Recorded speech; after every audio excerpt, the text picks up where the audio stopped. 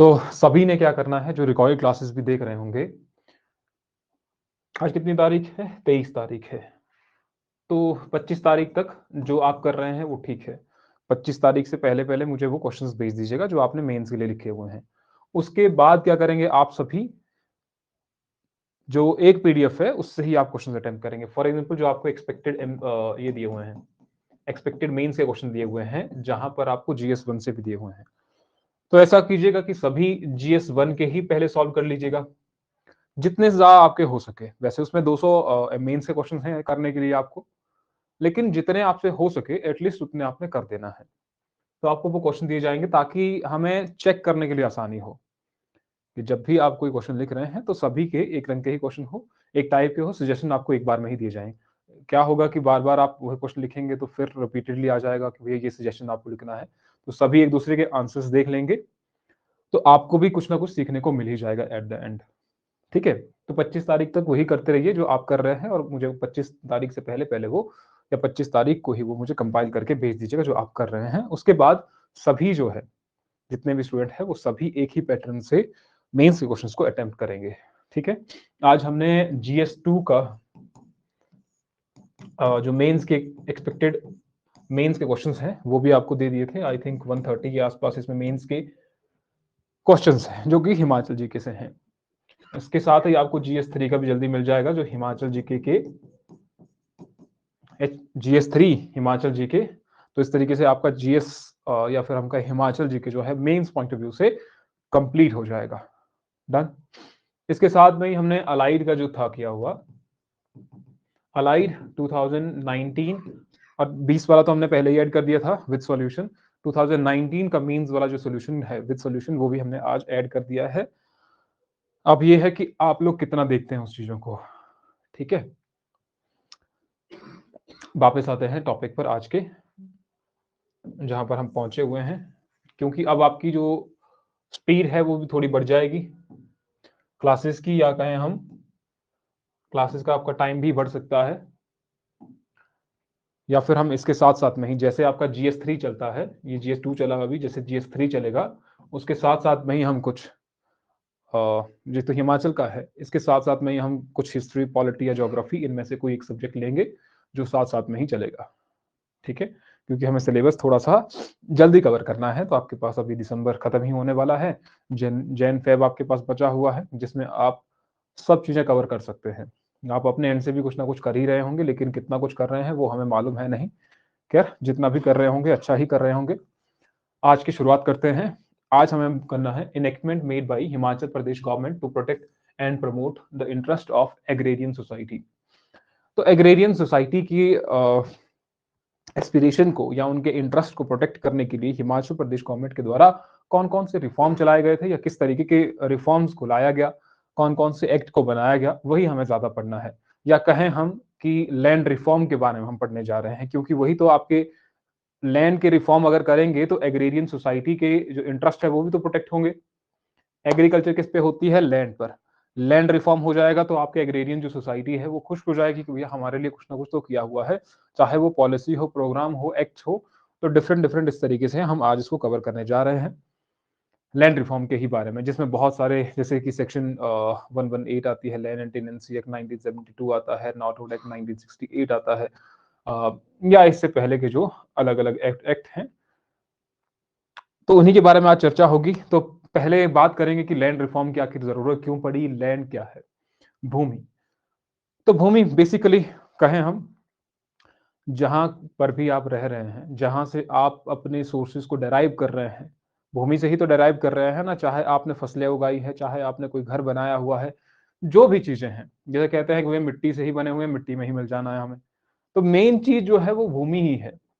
अब किसके पास कितनी भूमि रहेगी वो भी डिसाइडिंग फैक्टर है। वही जिसके पास ज्यादा भूमि होगी वो फिर बहुत ही अमीर व्यक्ति होगा, जिसके पास कम भूमि है वो गरीब व्यक्ति हो जाएगा।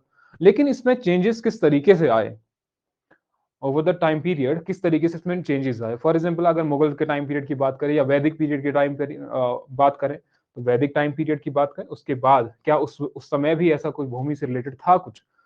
तो हाँ, जिसकी हम चर्चा करेंगे। तो उसके बाद आपका जैसे मुगल टाइम पीरियड है उस वक्त भी था, फिर ब्रिटिशर्स आए, फिर उसके बाद रिफॉर्म आने शुरू हुए। तो उन्हीं की चर्चा करेंगे। बेसिक टर्म्स को पहले समझेंगे ताकि आपको जो एक्ट में दी गई टर्म्स हैं वो आपको समझ आ जाए। तो land in every society is the most important natural resource that is needed for the creation of material wealth. जो भी मटेरियल वेल्थ है उसको क्रिएट करने के लिए आपको भूमि की जरूरत पड़ती है। अब मटेरियल वेल्थ क्या है? चाहे आपका घर है, जमीन है, फसलें हैं, जो कुछ भी है, फैक्ट्रीज लगी हुई है, इंडस्ट्रीज है कहीं पर, तो वो कहां पर है? वो भूमि पर है।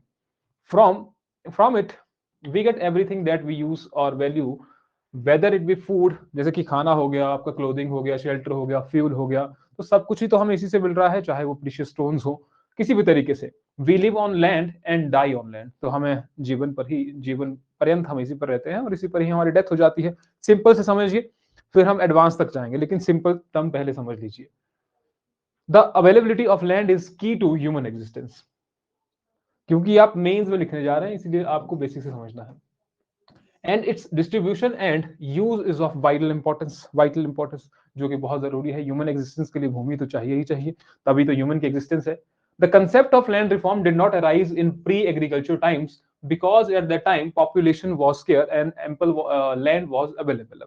अब पुराने टाइम पीरियड में हम देखते हैं कि लैंड रिफॉर्म की जरूरत उस वक्त पड़ी नहीं, है ना? क्यों पड़ेगी? क्योंकि आपके पास पॉपुलेशन लिमिटेड है और भूमि आपके पास बहुत ज्यादा है, तो लैंड रिफॉर्म की ज्यादा जरूरत नहीं पड़ेगी। बेशक लैंड पर डिस्प्यूट होते थे, डिस्प्यूट हो सकते हैं, तो डिस्प्यूट तो कैसे भी हो सकते हैं, भूमि पर हो चाहे वो किसी तरीके से हो, डिस्प्यूट हो सकते हैं। लेकिन उस वक्त हमें इस लैंड रिफॉर्म की जरूरत नहीं पड़ी कि भैया सबको भूमि बराबर दी जाए या इस तरीके से, क्योंकि भूमि बहुत ज्यादा है और लोग बहुत कम है, तो उस वक्त हमें लैंड रिफॉर्म की जरूरत नहीं पड़ी। लेकिन जैसे जैसे जो पॉपुलेशन है वो राइज होती गई, वैसे वैसे लैंड पर प्रेशर बढ़ता गया, भूमि पर प्रेशर बढ़ता गया। तो पहले यहाँ पर फॉर एग्जाम्पल 3 लोग थे, तो उनके पास ये भूमि थी, यहाँ कहें इस तरीके से भूमि थी उनके पास, 3 लोगों के पास, तो ये 4 लोग मान लीजिए। अब 4 लोगों के पास ये प्लॉट थे, लेकिन विद इन टाइम या फिर ओवर द टाइम क्या हो गया यहाँ पर कि इसके आगे बच्चे हो गए, भैया 2, ये हो गए 3, 2 3, इसके 4 बच्चे हो गए, यहाँ पर 2 बच्चे हो गए।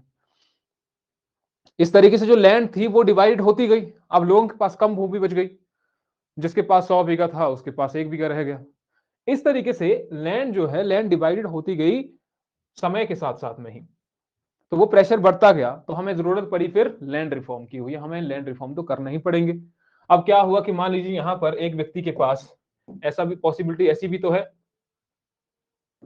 कि ये जो हमने बनाया था अभी, इसके 2 बच्चे हुए, आगे 4 बच्चे हुए, इसके 2 हुए, इसका 1 ही बच्चा हुआ और इसके 6 7 बच्चे हो गए आगे, तो इसके पास बहुत ज्यादा भूमि हो गई, है ना? इसके पास मालिकाना हक बहुत ज्यादा हो गया, इन इन बाकियों के पास उतनी ज्यादा भूमि बची नहीं। तो इस तरीके से क्या हो गया, किसी के पास ज्यादा भूमि थी, किसी के पास कम भूमि बच गई, तो हमें लैंड रिफॉर्म की फिर जरूरत पड़ी। हिस्टोरिकल बैकग्राउंड में जाते हैं, लेकिन उससे पहले ये ऐसा नहीं कि हिमाचल के हिस्टोरिकल बैकग्राउंड में जा रहे हैं हम, कि पूरे इंडिया लेवल पर जा रहे हैं हम। तो land reform is an ancient institution owing to its origin to the Vedas. Land reform कैसे? वो आपके वेदास से है। ऋग वेदास मेंशन दैट, ये बात हो रही है डिस्प्यूट की, जहां पर लैंड रिफॉर्म जो मैं पहले कह रहा हूं वैसे जरूरत नहीं पड़ी, लेकिन डिस्प्यूट की बात हो रही है यहाँ पर। Rig Veda mentions that Panchana or 5 people, जो 5 लोग थे, looked after civil affairs, settle disputes and educated cases of the succession and partition. तो सक्सेशन और पार्टीशन के जो केसेस थे, सक्सेशन और पार्टीशन कैसे होगा, ये भूमि है, इस भूमि का पार्टीशन कैसे होगा, तो वो किसके द्वारा देखा जाएगा? पंचजना के द्वारा देखा जाएगा और 5 पीपल्स के द्वारा देखा जाएगा। The institution of panchajana is akin to present day panchayat. जैसे कि उस वक्त 5 जने थे, ये 5 लोग हैं यहाँ पर जो डिसाइड कर रहे हैं कि भैया क्या होगा। जैसे पहले बूढ़े लोग होते थे ना, वैसे ये 5 लोग ही डिसाइड कर रहे हैं कि क्या चीजें होगी। वैसे ही आज की जो पंचायत का जो कंसेप्ट है वो वहीं से उभर के आया है। जो पंचजना था, जो डिस्प्यूट सेटल करते थे। The villages in the Vedic period was completely self-sufficient unit in itself and had to look the king in cases of external and aggression only.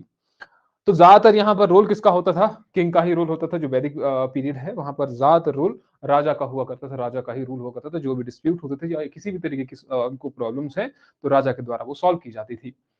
Manu the first Indian law maker, जो पहले Indian law maker थे, who lived in 5500 BC, wrote Sejas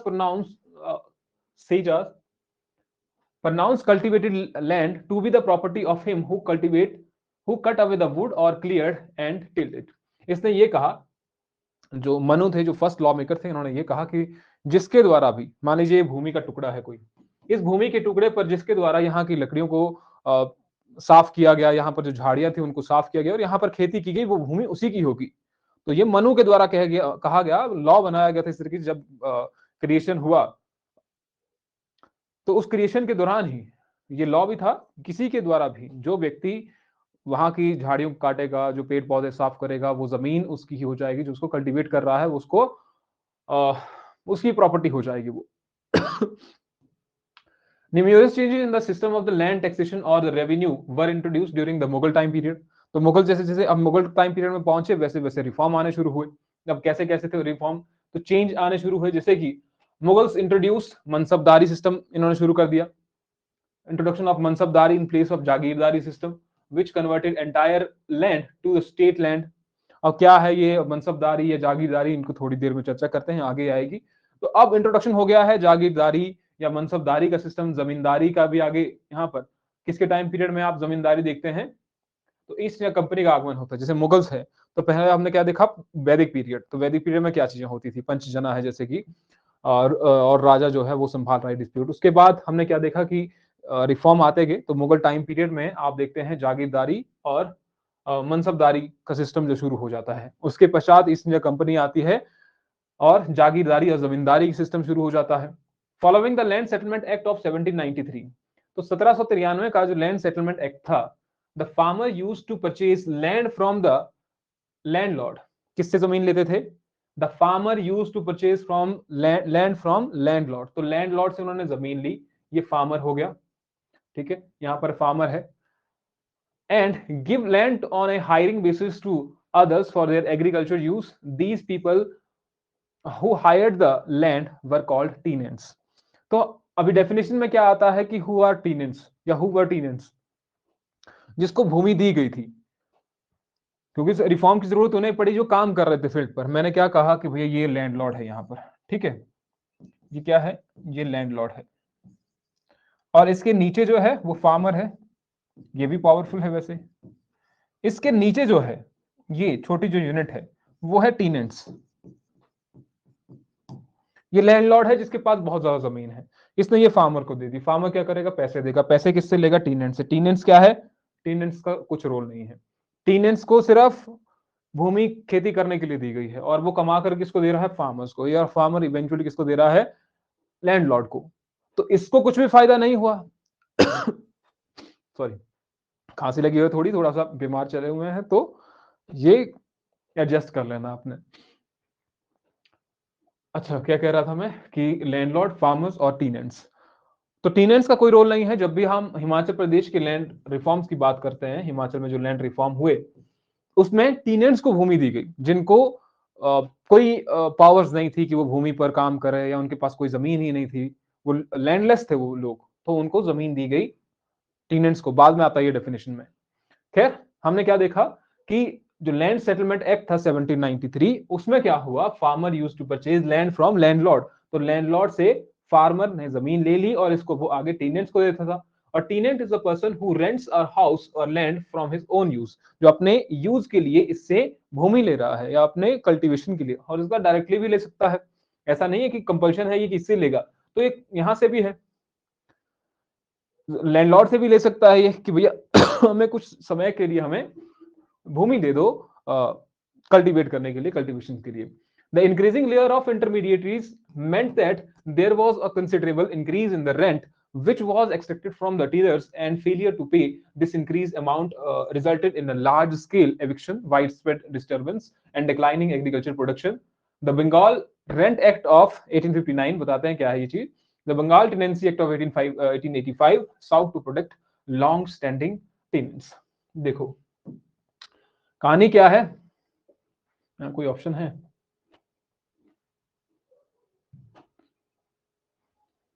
नहीं, चलो। The increasing number of intermediaries, यानी कि जो बीच में आ रहे हैं ये, तो ये जो बीच में आ रहे हैं, अब जो रेंट था इनसे लिए जाने वाला, मान लीजिए इसको देने हैं, इस व्यक्ति को, इस फार्मर्स को देने हैं इसे 1000 रुपए, फॉर एग्जाम्पल ये समझ लेते हैं कि इसको 1000 रुपए देने हैं फार्मर को इसके लिए। अब इसका जो प्रोडक्शन हुआ वो मान लो 1100 रुपए का हुआ, है ना। इसका 1100 का प्रोडक्शन हुआ था टीनेंट का।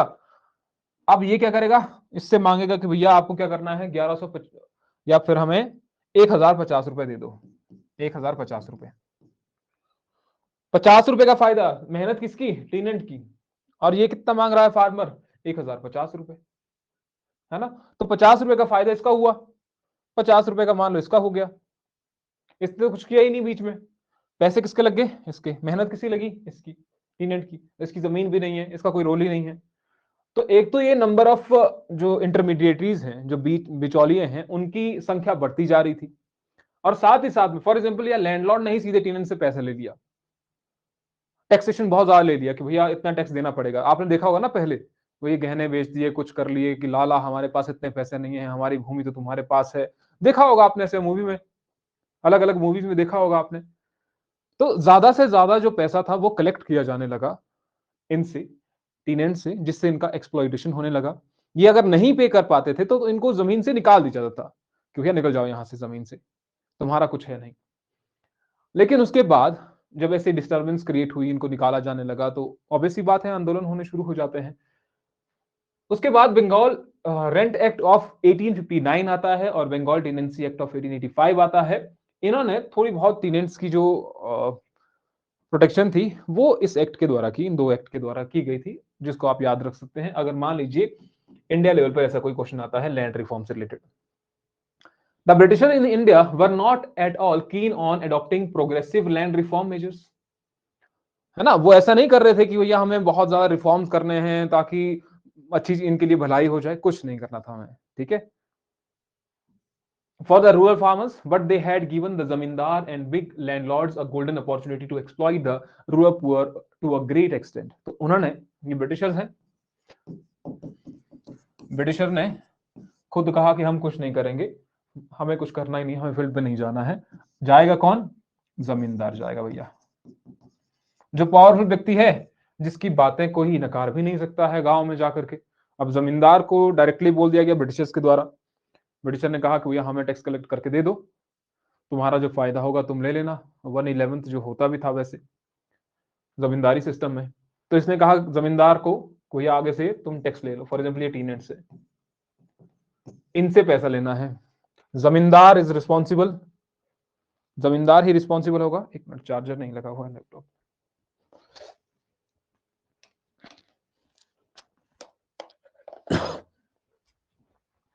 तो जमींदार रिस्पॉन्सिबल होगा ब्रिटिशर्स को टैक्स पे करने के लिए, ये बोलेगा भी इसी को। The Punjab land alienation act of 1900 provided for prior consent of the government for the transfer of land for statutory agriculturist to non agriculturist. तो इसमें कुछ नहीं है कि भैया ये इस एक्ट के तहत ये बोला गया कि अगर आपको ट्रांसफर करनी है, कोई लैंड आपको ट्रांसफर करनी है एग्रीकल्चरिस्ट टू नॉन एग्रीकल्चरिस्ट, तो आपको पहले परमिशन लेनी पड़ेगी। At the time of independence there existed many type of proprietary land tenures in the country, some of them are discussed below. तो ये है कौन कौन से चलते थे उस वक्त। फॉर एग्जांपल पहला है रॉयतबारी सिस्टम, तो इसके बारे में ज्यादा चर्चा नहीं करेंगे, बस आपको पता होना चाहिए। तो रॉयतबारी सिस्टम चला हुआ था 1792 में मद्रास में, कैप्टन रीड और थॉमस मुनरो के द्वारा शुरू किया गया था। उसको धीरे धीरे अलग क्षेत्रों में भी शुरू किया गया है। रॉयतबारी क्यों, रॉयत मतलब डायरेक्टली पे कर रहा है किसान को ही, कल्टीवेटर जो था उसे ही रॉयत बोला गया। In the Rotbari system, cultivator who is bound to pay land revenue to the government and there was no intermediary between him and the state। यानी कि पहले यहाँ पर ब्रिटिशर्स हो गए और यहाँ पर रॉयट्स हो गए। रॉयत यानी कि जो कल्टीवेट कर रहा है, जिसके द्वारा कल्टीवेशन हो रही है।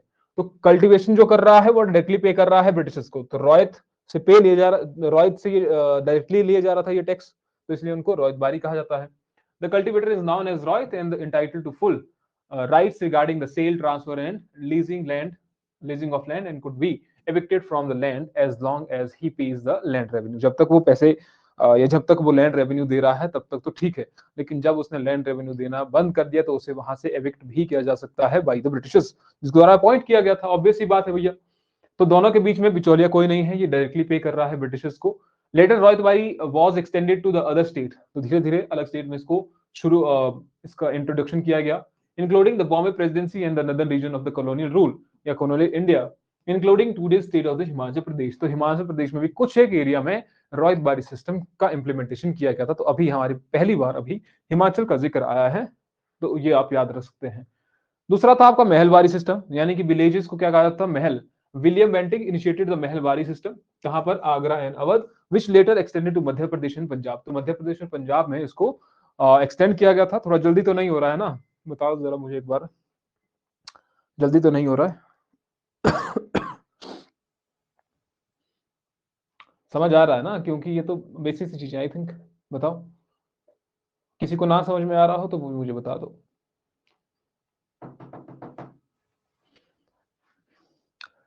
जिनको समझ आ रहा है हाथ खड़े कर लो, किसी एक को भी दिक्कत आ रही है तो वो मुझे बता दे कि ऐसा हमें समझ में नहीं आ रहा है, तो वो बता सकते हैं। जल्दी करो जल्दी करो, इतना वक्त नहीं है। क्लासेस में तो है ना सारे, ऐसा तो नहीं है कि फोन जेब में रखा हुआ है, ये इधर उधर देख रहे हैं, कुछ और ही चला हुआ है कहानी, घर में और कहानी चली हुई है। यामिनी, योगिता, मानसी, 3 कहां पर है?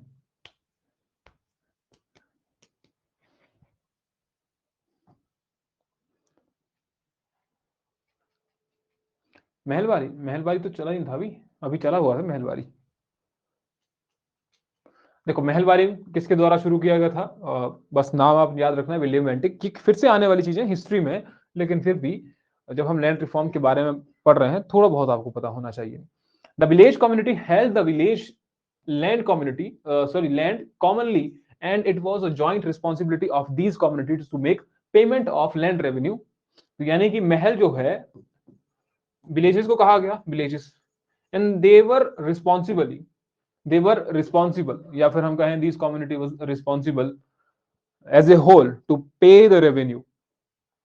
Land ownership is held as joint ownership with the village body and can be cultivated by tenants who can pay cash kind share. किसी भी तरीके से वो शेयर कर सकते थे, लेकिन ये मान के चलिए, नहीं, नहीं, ये मान के चलिए अब विलेज जो है, विलेज एक महल है। महल in the sense village community को ही महल कहा जाता है। दे वर रिस्पॉन्सिबल, या उन सभी की एक रिस्पॉन्सिबिलिटी बनती थी कि आपको पे करना है वो रेवेन्यू को, विलेज कम्युनिटी को पे करना है वो रेवेन्यू। ठीक है, वो महलवारी सिस्टम हो गया। खैर zamindari system, in the zamindari system the land popularly referred to as estate was held by person as landlord free of charge from the government. तो ये कैसे जमींदार, जिसको हम जमींदार कहते हैं ना, या इसको और भी कहा जाता है एब्सेंट, नहीं कहाँ गया, एब्सेंटी लैंडलॉर्डिज्म। यानी कि जमींदारी सिस्टम में क्या हुआ, जो भी ब्रिटिशर्स थे, ब्रिटिशर्स ने कहा भाई तुमको जितना पैसा लेना है ले लो, लेकिन हमें फिक्स पे करना पड़ेगा तुम्हें। फॉर एग्जाम्पल जितना तुमने पे किया है उसका 1/11 जो है वो हमें दे दो। तो they were free to exploit the tenants, they were free to exploit the poor farmers. तो वो कुछ भी कर सकते थे, उनके पास कोई ऐसा नहीं है। एब्सेंटी लैंडलॉर्डिज्म का मतलब क्या हुआ कि Britishers they were not responsible, वो कुछ नहीं कर रहे हैं। रिस्पॉन्सिबल कौन है, ये जमींदार अपने हिसाब से टैक्स कलेक्ट कर रहे हैं। तो जमींदारी सिस्टम में यहां देखो, landlord free of charge from the government, government का कोई कंट्रोल नहीं है उन पर, भैया तुम टैक्स कलेक्ट करो, शोषण कर दो, तुम जितना ज्यादा शोषण कर सकते हो। इसीलिए तो आपके किसान मूवमेंट हुए ना, अलग अलग किसान मूवमेंट हुए, जब आप देखते हैं कि लोगों का शोषण किया जाने लगा, लोगों से ज्यादा टैक्स पे वसूल किया जाने लगा। He was responsible for the payment of land revenue, किसके लिए, लैंड रेवेन्यू को कौन पे करेगा, जमींदार। Landlord never cultivate the land own by them but rented it out to the cultivators. तो वो कभी खुद जो है, जमींदार जो है, जमींदार खुद कभी कल्टिवेट नहीं करता था, वो खेती नहीं करता था, वो दूसरों को रेंट देता था। रेंट देगा, वे रेंट पे तुमको जमीन दी है हमने, ये तुम हमें इतना टैक्स जो है कलेक्ट करके दे दो। जमींदार जो है वो टैक्स कलेक्ट करने का काम करेगा, जमींदार खुद खेती नहीं करेगा। तो अगर मान लीजिए कोई नहीं कर पाता है तो उसको जमीन से निकाल दो, क्योंकि तुमसे नहीं हो पा रहा है, कोई और आ जाएगा, भूमि के लिए कोई और तो आ ही जाएगा। ठीक है, जमींदारी सिस्टम जिसको हम कहते हैं absentee landlordism, where the whole village was under one landlord, जो पूरा के पूरा विलेज था एक लैंडलॉर्ड के अधीन हुआ करता था। The person interested can work on the zamindars land as tenants labourer based on the agreement with the zamindar. तो किसी भी तरीके से वो काम कर सकता था, चाहे वो लेबर की बेसिस पर हो, चाहे वो टीनेंट्स हो, तो किसी भी बेस पर वो जमींदार के साथ काम कर सकता था, जो उसके एग्रीमेंट हुआ होगा दोनों का साथ में। Then we have jagirdari system. तो जागीरदारी सिस्टम में क्या होता था, it is similar to zamindari system. तो लगभग जमींदारी सिस्टम के साथ ही में ही आपका जागीरदारी सिस्टम सिमिलर है दोनों लगभग। The Jagirdari system was also in existence in the northern region of the country, which after independence turned out to be known as the state of Himachal Pradesh. Himachal Pradesh में भी कुछ एक रीजन में जागीरदारी जो प्रथा थी वो चली हुई थी। The Jagirdari is power to control the unproductive masses of the village by engaging them in agricultural activity. It is usually family management. तो इसमें भी वही चीज की जाती थी, जो अनप्रोडक्टिव मासेस हैं उनको जमीन दी गई, भैया आप कल्टीवेट करो और आप हमें पैसा दे दो, जो टैक्स बनता है आपका। लेकिन उसके बाद पोस्ट इंडिपेंडेंस क्या हुआ? At the time of independence there existed a class of poor peasants and the landless labourers. तो हमारे पास एक तो पुअर पीजेंट्स है, दूसरा हमारे पास लैंडलेस लेबर है, जिनके पास भूमि नहीं है, लेबर लेबर है लेकिन भूमि नहीं है। Whereas a substantial area of land was owned by a small percentage of rich peasants and landlords come money lenders। यानी कि जो सबसे ज्यादा भूमि उस वक्त हुआ करती थी वो मनी लेंडर के पास हुआ करती है। जमींदार के पास उस वक्त भूमि थी, लेकिन किसानों के पास या पुअर पीजेंट जो है, टीनेंट्स जो है, एग्रीकल्चर लेबरर जो है, उनके पास कोई जमीनी भूमि उस वक्त नहीं थी। This management lacked potential for the growth and therefore both equity and growth demanded changes in the agrarian structure। तो अगर हमें कुछ हमें बूस्ट चाहिए अपनी इकोनॉमी में, हमें डेवलपमेंट चाहिए किसी भी चीज में, चाहे वो एग्रीकल्चर में हो चाहे वो किसी अन्य चीज में हो, तो हमें क्या करना पड़ेगा? उसमें हमें इक्विटेबल शेयर देना पड़ेगा सभी के लिए, ताकि जो ग्रोथ हो वो ज्यादा हो सके। अब मान लीजिए इसी के पास सारी की सारी भूमि है और वो सारी की सारी बंजर पड़ी हुई है। इस वक्त यहाँ पर जो फार्मर है उनके पास ये सारी भूमि है, यहाँ पर इतने सारे फार्मर है, यहाँ पर एक फार्मर है, और इस एक फार्मर से ये इतनी का जमीन भी नहीं संभाली जा रही है, तो प्रोडक्टिविटी नहीं बढ़ेगी ना। यहाँ पर देखो, अब मान लीजिए लोगों को यहाँ पर लाया जाए तो ये तो भैया खून पसीना एक कर देंगे कि हमें ज्यादा भूमि मिली है, ज्यादा कृषि करेंगे, जो ज्यादा कृषि करेंगे ज्यादा प्रोडक्टिविटी करेंगे तो आगे जाकर के वो हेल्पफुल रहेगा उनके लिए और इकोनॉमी के लिए। तो from 1935 to 1955 various committees were appointed to evaluate the manner in which agricultural land holding could be reorganized। तो हम देखते हैं कि अलग अलग जो कमेटीज का फॉर्मेशन किया गया, जैसे कि जब भारत का फॉर्मेशन हो रहा था तो किस बेस पर हो जाए, लैंग्वेज बेस पर हो जाए, यहाँ की जोग्राफिकल बाउंड्रीज के बेसिस पर हो सकता है, तो उसके लिए अलग अलग कमेटीज का गठन किया गया। वैसे ही यहाँ पर अलग अलग एग्रीकल्चर कमेटीज का गठन भी किया गया, कि अलग अलग कमेटीज बिठाते हैं, देखते हैं कौन से किस तरीके से रीऑर्गेनाइजेशन किया जा सकता है लैंड का, किस तरीके से गरीबों को भी भूमि दी जा सकती है। After independence the government of every state enacted various legislation for the land reform and abolition of zamindari system in their states। तो जमींदारी सिस्टम, जमींदारी प्रथा को खत्म करने के लिए अलग अलग गवर्नमेंट के द्वारा अलग अलग जो प्रोग्राम थे वो चलाए गए। उसमें से हिमाचल प्रदेश भी एक है। The first act to abolish intermediaries was passed in Madras in 1948। जो आप याद रख सकते हैं कि मद्रास ने सबसे पहले जो इंटरमीडिएटरीज थे, है ना, जो बिचौलिए थे, उनको समाप्त करने के लिए 1948 में ही सबसे पहले कानून लागू कर दिया था। उसके बाद सब्सिक्वेंटली अदर जैसे बिहार लैंड रिफॉर्म एक्ट है 1950 का, Uttar Pradesh zamindari abolition and land reform act 1950। अब बारी आती है फिर हिमाचल प्रदेश की। अब हिमाचल प्रदेश का गठन 1948 में हुआ, लेकिन अब हिमाचल पूर्ण तरीके से हिमाचल नहीं था। 15 अप्रैल 1948 को हिमाचल प्रदेश का गठन तो किया गया, जो 30 छोटी मोटी रियासतों से मिला करके, लेकिन अब उस वक्त इतना फोकस नहीं था कि लैंड रिफॉर्म पर हमें ज्यादा फोकस दिया जाना चाहिए, नहीं था उतना ज्यादा। धीरे धीरे धीरे धीरे जब यहाँ के लोगों में अवेयरनेस आई तो लोगों ने आवाज उठानी शुरू की, चाहे वो गवर्नमेंट के द्वारा हो, गवर्नमेंट के द्वारा खुद इनिशिएट लिया गया कि लोगों को, जो गरीब लोग हैं, उन तक भूमि जो है वो उनका आदान प्रदान होना चाहिए, भूमि उन तक भी पहुंचनी चाहिए, लैंड उनके पास भी होनी चाहिए। तो हिमाचल प्रदेश में लैंड रिफॉर्म की बात करते हैं अब। The nature of the land tenure of the princely state of Himachal Pradesh may broadly be categorized as semi-feudalist coupled with begar and bat.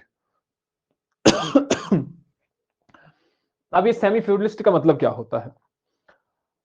Semi फ्यूडलिस्ट, देखो सबसे पहले क्या होता है, सबसे पहले होता है आपका हायरार्की। अगर देखें तो राजा, ये राजा है आपके पास, ठीक है। ये जो है जैसे महासमंत है, दे आर फ्यूडल लॉर्ड्स। क्या है ये है फ्यूडल लॉर्ड। तो फ्यूडल लॉर्ड का मतलब क्या हुआ? एक मिनट जरा पानी।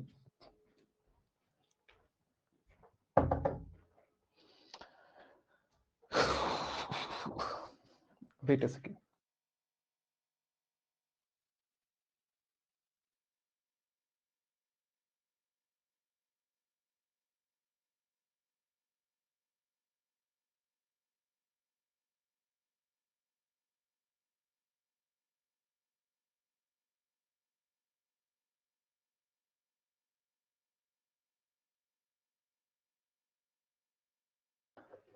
अच्छा, तो क्या बात कर रहे थे?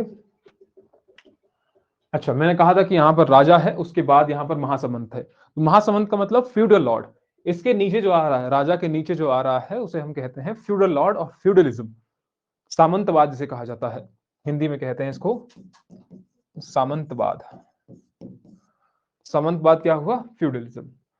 तो इसके नीचे जो है, इसके नीचे जो है उसे हम क्या कहते हैं? उसे कहते हैं हम सेमी फ्यूडलिस्ट। जैसे कि जमींदार है, जब हम जमींदार की बात करते हैं ना, यहां पर सेमी फ्यूडलिस्ट, तो उस वक्त क्या आ गए थे? जमींदार आ चुके थे, उस वक्त जागीरदार थे। तो उनका होना और साथ ही साथ में बेट और बेगार का होना, वो हिमाचल प्रदेश में लैंड रिफॉर्म से रिलेटेड है, क्योंकि ये चला हुआ था उस दौरान। बेट, बेगार और सेमी फ्यूडलिस्ट जो ये काम कर रहे थे, जमींदार और जागीरदार, ये उसे ही कहा जाता है। ऐसे ये पीजेंट्स है, नीचे काम करने वाले। तो ये क्या हो गए यहां पर? ये हो गए semi feudalistic.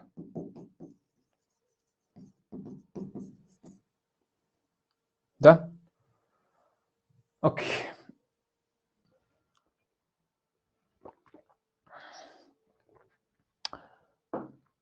Under the land revenue settlement made by the Britishers, the ruler was recorded as मालिक आला। ये आप लिख सकते हैं। इसे क्या कहेंगे आप? The ruler was recorded as the, क्या कह रहे हैं? फ्यूडलिज्म, वही तो बताया मैंने आपको। फ्यूडल लॉर्ड जो है, जब फ्यूडल लॉर्ड का होना, वही तो फ्यूडलिज्म है। इससे ऊपर का, जब मान लीजिए उसके राजा के नीचे कोई अधीन काम कर रहे हैं और वही लोगों का नीचे एक्सप्लॉइटेशन कर रहे हैं या वो टैक्स कलेक्ट कर रहे हैं, हिंदी में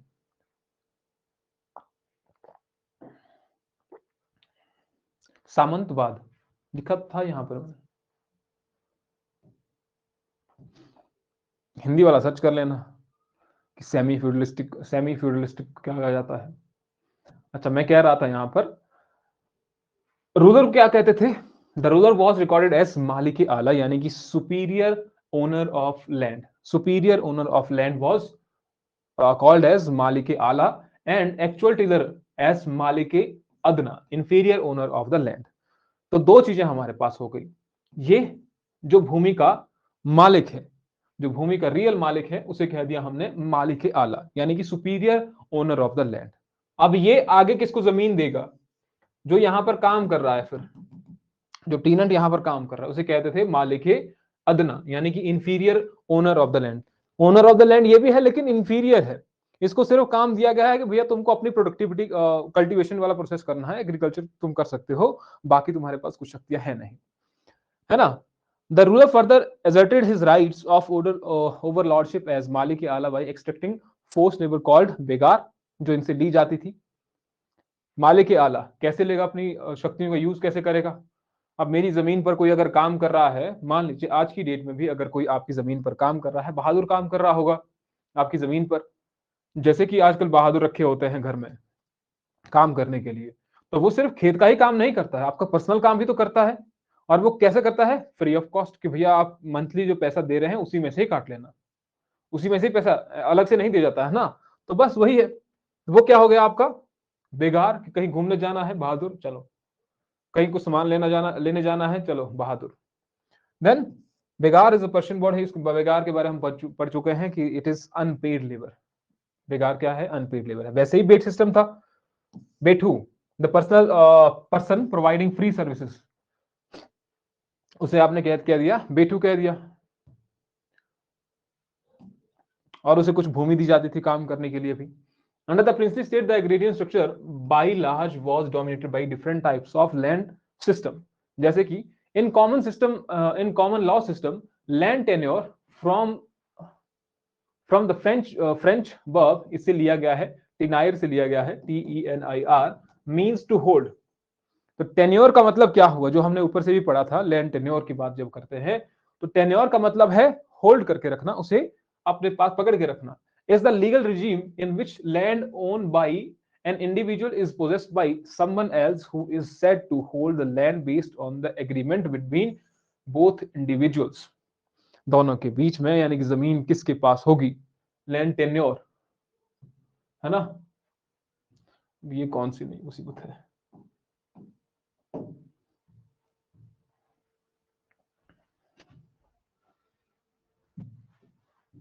तो उसे हमने क्या कह दिया, लैंड टेन्योर ही कह दिया उसे।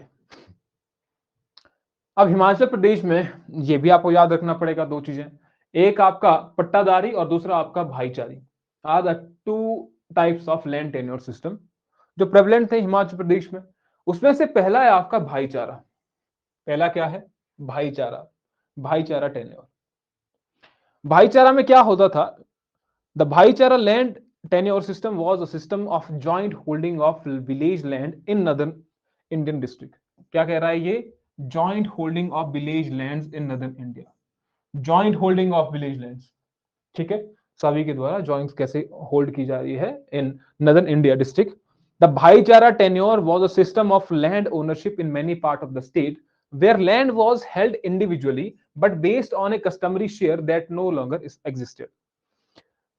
अब पहले किस तरीके से, पहले कोई कस्टम चला होगा इस तरीके से कि भैया लैंड होल्डिंग आप इस तरीके से करेंगे, लेकिन अब वो एग्जिस्टेंस में नहीं है, लेकिन रूल वही चला हुआ है जो कस्टमरी लॉ था अभी तक। The amount of revenue paid by the landlord become the only measure of their rights and responsibility। यानी कि अब मान लीजिए एक विलेज में ये लोग हैं,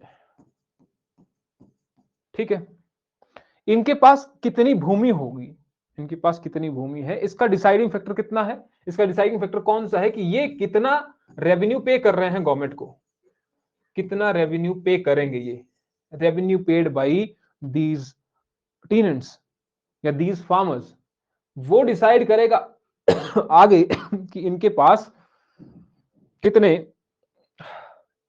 कि इनके पास कितनी भूमि होगी, वो डिसाइडिंग फैक्टर क्या है, वो ये होगा। तो ये था भाईचारा, होल्ड सबके द्वारा है, ठीक है, रिस्पॉन्सिबिलिटी सभी की है, लेकिन डिसाइडिंग फैक्टर क्या है, किसके पास कितनी भूमि है, वो डिसाइडिंग फैक्टर एक है कि रेवेन्यू उनके द्वारा कितना दिया जा रहा है, एक रेवेन्यू 100 देगा, दूसरा 1000 देगा, तो इसका मतलब जो 1000 पे कर रहा है उसके पास रेवेन्यू, उसके पास भूमि ज्यादा है। दूसरा था हमारे पास पट्टादारी टेन्योर।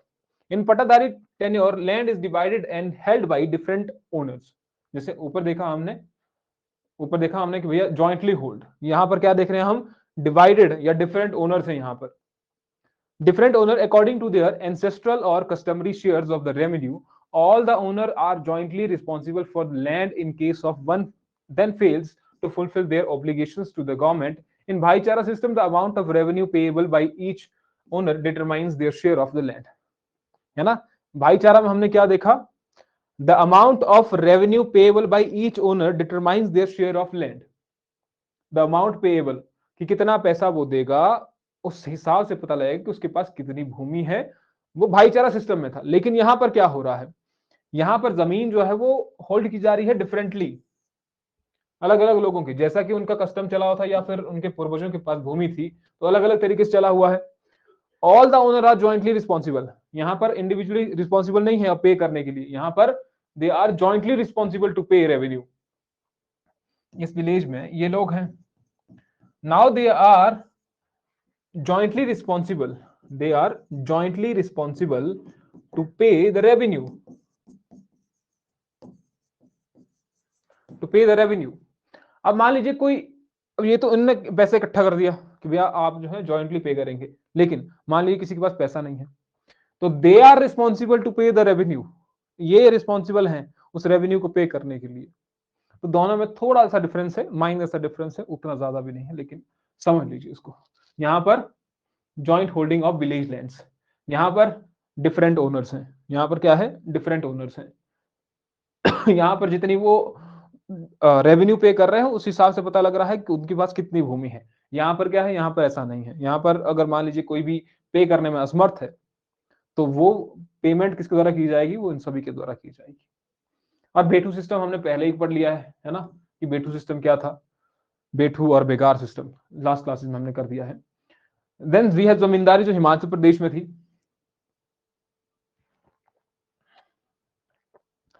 अगर इसकी बात की जाए जमींदारी सिस्टम की, before implementation of the land reform in Kangra district the harsh truth was that there were 701 zamindar. State, state का मतलब क्या हुआ कि जिसके पास बहुत ज्यादा भूमि है ना, जैसे कि हिमाचल प्रदेश में किसी के पास 100 बीघा जमीन है, किसी के पास 150, 200, 300 ऐसी जमीन किसके पास है, उसे हम क्या कह देते हैं, स्टेट कह देते हैं। तो 701 जमींदार थे, 30 state, 29 pattadhari and the remaining land was under bhaichara tenure. ये किसकी बात हो रही है, कांगड़ा डिस्ट्रिक्ट की बात हो रही है। तो उस वक्त 701 जमीन, अब मान लीजिए छोटे जो लोग थे उस दौरान, उनके पास कितनी ही भूमि होगी, कितना ही वो कर पाएंगे। In keeping pace with the recommendation of the first 5 year plan, जो पहला 5 ईयर प्लान था हिमाचल प्रदेश का, the Himachal Pradesh government like in other states of India enacted several legislation of the different times to give effects to land reform.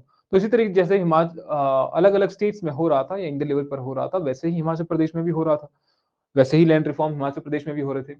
In order to bring uniformity in the tenancy law in the state and to check the arbitrary ejection of the tenants, the Punjab Tenancy Act 1887 was made applicable to the state by Himachal Pradesh application of laws order 1948 in order to make uniformity।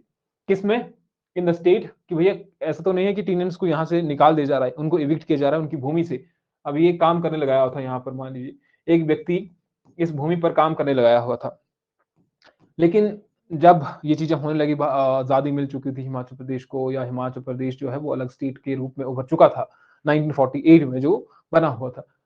अब उसके बाद इनको यहाँ से evict किया जाने लगा, किसी को मान लीजिए एविक्ट किया जाने लगा, तो गवर्नमेंट ने क्या किया, तो गवर्नमेंट ने ये वाला जो पंजाब टेनेंसी एक्ट था 1887 को, इसको इंप्लीमेंट किया और नाम क्या दिया, ये Himachal Pradesh application of law order 1948। इसको इम्प्लीमेंटेशन कर दिया गया ताकि या फोर्सफुल एविक्शन ना हो टेनेंट्स का। देन 1951 में the Punjab tenancy security of tenure act 1950 was extended to Himachal Pradesh. उसके बाद 1951 में एक और एक्ट कि टेनेंट्स की सिक्योरिटी के लिए Punjab tenant security of tenure act, इसको भी 1950 उसको भी हिमाचल प्रदेश में एक्सटेंड किया गया, यानी कि हिमाचल प्रदेश में लागू किया गया। दीज टू लेजिस्लेशन, ये वाले जो दो लेजिस्लेशन थे, एक Himachal Pradesh application of law order 1948 और दूसरे वाला 1951 का Punjab tenancy security of tenure act 1950। These two legislation proved ineffective in checking the ejection of the tenants and the providing security of the tenure to the tenants।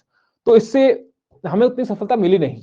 इन दोनों जो भी हमने कानून ये पास किए थे उनसे हमें ज्यादा ये मिले नहीं कि एजेक्शन हो रहा है उनका, उनको निकाला जा रहा है या नहीं निकाला जा रहा है, उससे हमें इतना पता नहीं चल रहा था कि सिक्योरिटी के बारे में। Another problem was that after the merger of new state Himachal Pradesh, there was no uniformity in the land ceiling law.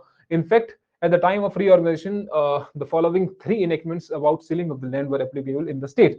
तो ये 3 तरह के जो कानून थे उस वक्त लागू थे। अब जब न्यू एरिया भी हिमाचल प्रदेश में जुड़ा, 1966 की ही बात है, 1966 में, या उससे पहले भी जब अलग अलग एरियाज हिमाचल प्रदेश में जुड़ने शुरू हुए, तो ऐसा कोई एक्ट नहीं था कि लैंड सीलिंग कितनी होगी, किसी के पास कितनी भूमि होगी, कितनी ज्यादा भूमि हो सकती, ऐसा कुछ हमारे पास उपलब्ध डाटा नहीं था, या कोई लैंड सीलिंग नहीं थी किसी के पास कितनी भूमि हो सकती थी, 200 बीघा, 500 बीघा, 400 बीघा, किसी के पास कितनी भूमि हो सकती थी उस वक्त के लिए। तो 3 ये लॉ जो थे उस वक्त प्रेवलेंट थे। Himachal Pradesh evolution of big landed state and land reform act 1953, the Patiala east Punjab state यानी कि PEPSU tenancy and agriculture act 1955, और एक था आपका the Punjab security of land tenure act 1953। तो ये 3 एक्ट उस वक्त प्रेवलेंट थे। खैर बात करते हैं एक एक की। पहला है आपका Himachal Pradesh abolition of big landed state and land reform act 1953। कब पास हुआ, 1953 को ही। ऐसा लग रहा है कि इतने बोलते बोलते नीचे ना गिर जाए कहीं।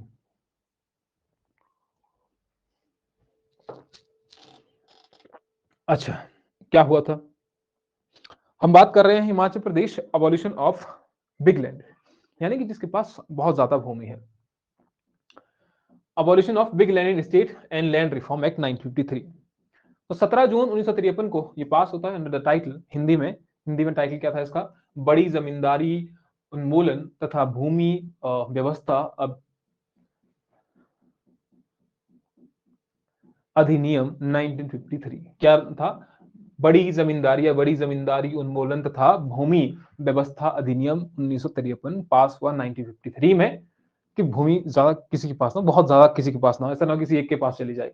Letter in 1952 the Punjab tenancy Himachal Pradesh amendment act 1952 and the Himachal Pradesh Tenants Rights and Restoration Act were enacted. The main objective of these act was to provide relief to peasants in general, to SC and ST who formed 26% of the total population in particular area, यानी कि जहां पर 26% जो है इनकी population थी उस वक्त, तो इन्हें थोड़ा रिलीफ देने के लिए, पीजेंट्स की इनकी सुरक्षा के लिए, इनको इविक्ट ना किया जाए उसके लिए ये कानून बने। फिर बाद में जाकर के 1952 के बाद the recommendation of the land reform committee in 1949 and 1969 set up by the Congress formed the basis of two laws enacted in 1953 and 1972। तो एक तो वो बिग लैंड वाला हो गया, कमेटी जो बनाई गई थी, जो लैंड रिफॉर्म कमेटी जिससे पहले बनाई गई थी 1949 में और 1969 में। इसी की वजह से ही पहली वाली जो कमेटी देखो 1949 में, तो 1953 में big land and state act, उसके बाद ये वाला,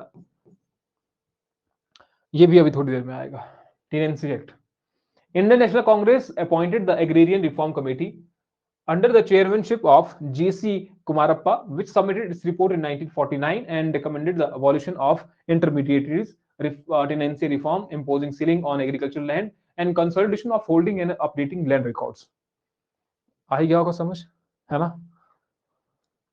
Therefore, as a first step to protect the interest of the tenants in these areas, the Vidhan Sabha passed the Himachal Pradesh Transferred Territory Tenants Protection of Right Act 1968।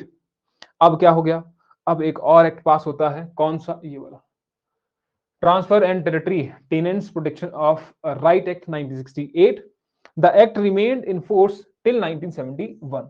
लेकिन जो ये act पास हुआ 1968 का, ये सिर्फ रेलेवेंट रहा 1971 तक ही, 1971 तक रहा। उसके बाद when the Himachal Pradesh Tenancy Protection Right Act 1970 was passed, which put a total ban on the ejectment of the tenants till the Himachal Pradesh Tenancy and Land Reform Act 1972 was passed by Vidhan Sabha. अब ये आपको याद रहता है तो ठीक है, नहीं रहता है तो एक एक तो याद रहना ही चाहिए, that is this Himachal Pradesh tenancy and land reform act 1972। कहानी सिंपल सी है, कह रहा है ये पहले ये वाला एक्ट पास हुआ 1968 वाला, है ना, 1968 का tenancy protection of right act 1968। तो मैंने लिखा यहाँ पर कि 1968 वाला एक्ट पहले पास हुआ, ठीक है। उसके बाद ये कब तक चला रहा? जब तक 1971 का ये एक्ट नहीं आ गया। The act remain in force till 1971 which the Himachal Pradesh Transfer Territory Tenants Act 1970 was passed। ये वाला फिर पास हुआ, transfer territories tenants protection of rights act, यही था ना?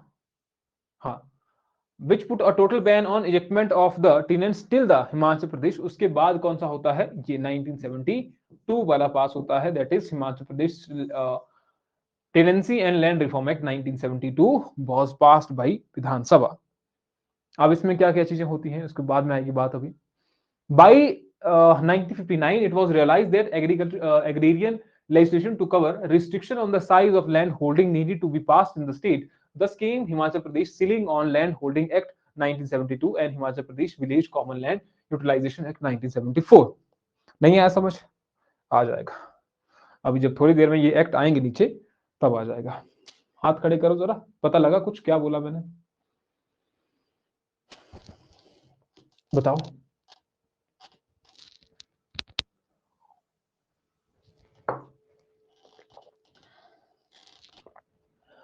बताओ बताओ, जल्दी बताओ।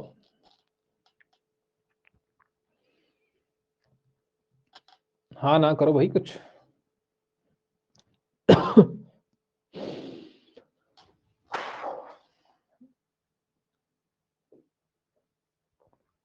जल्दी बताओ, समझ आया नहीं आया, कितना समझ आया, आधा समझ आया, 1/4 समझ आया, 1/3 समझ आया?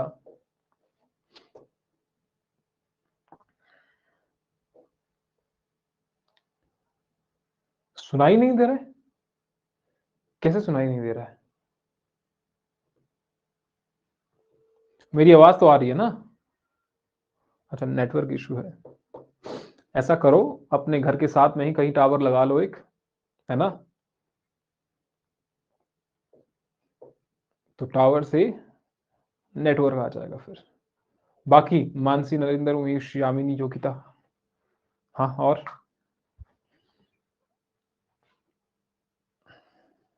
समझ आया? नहीं आया? तो ये वाले पॉइंट जो है आपने याद रखने हैं।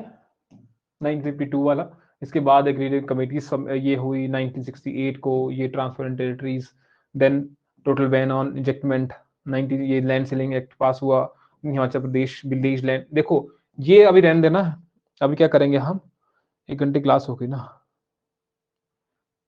कोई बात नहीं, यहाँ से हम कल करेंगे इसको। 2-3 रह गए हैं जो एक्ट पढ़ने हैं, क्योंकि इतनी क्षमता हम में नहीं है। नहीं कल करेंगे, परसों नहीं, कल करेंगे। परसों तो और क्लास होगी आपकी, कल करेंगे इसको। थोड़ा सा रह गया है जिसको हम कवर करेंगे। कल संडे है पर कवर करना है हमें हमें मैंने कहा कि सिलेबस हमें बहुत रह गया है, तो सिलेबस कवर करना है। तो ठीक है। वैसे हमारी जो हेल्थ इश्यूज हैं, क्योंकि हम जब भी हॉस्पिटल जाते हैं कुछ ना कुछ अपना ही करवा करके आते हैं। 2-3 बार ऐसा ही हो गया है कि जब हॉस्पिटल गए खुद बीमार होके आ गए। तो ऐसा ही चलता रहा है, आज भी ऐसा ही हो रहा है। खैर, थोड़ा रह गया है, ज़्यादा देर हम भी हॉस्पिटल में टिक नहीं सकते हैं। हाँ, कल सुबह शाम, हाँ कल शाम को भी क्लास होगी। हॉस्पिटल जाना होता है ना, जब भी कहीं बुलाए तो जाना तो पड़ता ही है। कल कल आपकी क्लास होगी, हो सकता है जल्दी हो जाए, मैं आपको क्लास में ग्रुप में बता दूंगा क्लास कब होगी। ठीक है, तो फिर उस हिसाब से देखेंगे फिर। डन, कल बताते हैं आपको, ग्रुप में बता देंगे, कभी भी क्लास हो सकती है। Good night, good night, good night.